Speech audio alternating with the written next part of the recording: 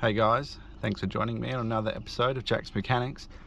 Today I'm just going to show you how to reset the service reminder on a Hyundai Kona. This particular model is the 2019. So essentially you want to be in park and you have your control buttons here. This will cycle your menu.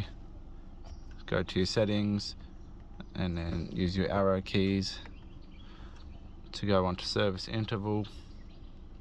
And use your OK button to essentially go into that menu. So you can turn it off. This one is turned off, so if you want to enable that you can press that, and then to adjust the service interval you essentially dial up and down with your dials, and if you want to go to the next one you just hit enter, OK, and you can set it to what you want. You can set it to wherever you want.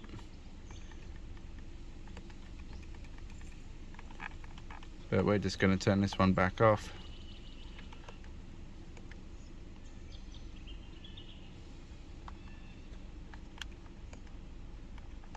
That's that. Anyway, nice, quick, easy one, guys. Hope that helped.